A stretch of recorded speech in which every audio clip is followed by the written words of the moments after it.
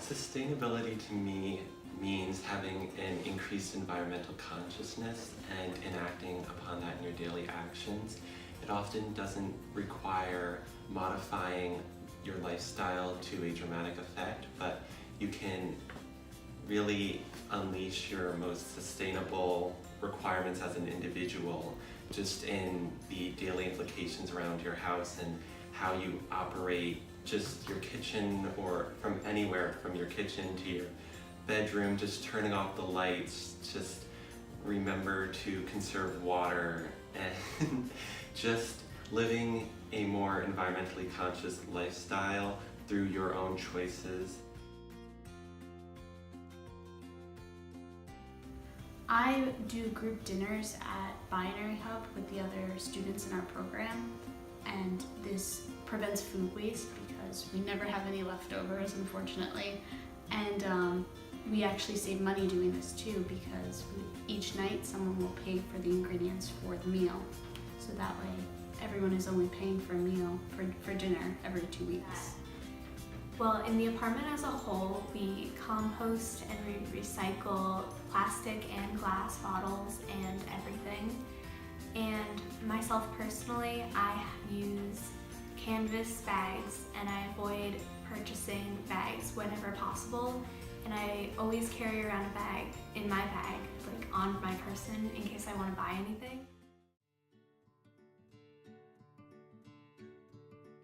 I think sustainability for me, it means most to me in the capacity that I feel I have an obligation to the world I'm standing on right now and for the world that's going to withstand when I'm long gone. I mean, what I inherited, it's only fair that whatever I leave to others, they're going to inherit the same and hopefully better, because it's not my world, it's our world. We're a community where this is not mine, this is ours, and everyone deserves a respected and a clean and a functioning earth. And at the path that I think the earth is on and sustainability is on now, it's not going to be the same, but it needs to be the same. And so it's important to me that I participate in every way I can so that everyone gets the fair world that they deserve. Well, since moving to Binary Hub, I now do compost and recycle much more than I did at home in the United States. So that's a practice I will bring back to the US with me. Is the reusing of the plastic bags when going to grocery stores, because they're kind of expensive here, so they teach us to reuse them rather than keep spending money to get new ones. So definitely reuse my bags, even though they don't really cost anything in the US, it's just benefiting the environment. I will work on incorporating it more into my life and other people's lives, because I already compost and I even have solar panels at my house. So it's worked into my personal life already at home, but I know that I can make a difference in other people's lives if I sort of let them know how they can work it into their lives. Personally, at Luck and Magic, I was allocated the role of refurbishing the gazebo in the back. So I worked on just refurbishing the wood, cleaning it up, and then painting it. And it came across as a simple task, but as time went on, I realized how much of an intimate task was, and we had to really use our hands and just get into the mindset, which is not an activity we do daily. Here we're more intellectually based and we're using our minds, but here we were really getting into the nits and grits of it, which I think is an activity not a lot of people would willingly subject themselves to, especially at our age. We're more willing to write a paper about it than actually go out and into our surroundings and do any kind of activity that would have a direct effect on our environment, and that may be a product of our education system.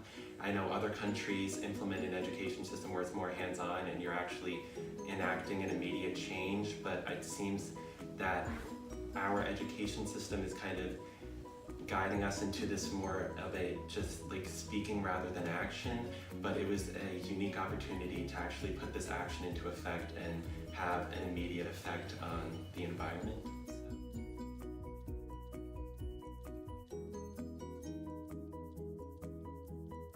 about 2 years ago, at home, my community and my neighborhood, and even my street, got involved with the Save the Bees project, where for about a year they fundraised for a flow hive, and then, which is a type of beehive that gives access to near just about anyone to be able to participate in harvesting honey, and a project to create awareness of saving the bees, which is something that's really important that a lot of people don't think about or don't have any knowledge about. But in my community, I participated along with all of my siblings in our local Save the Bee fundraiser. It was a really great way for the community to come together. I mean, my 5-year-old brothers and my 85-year-old neighbor were participating on the same days.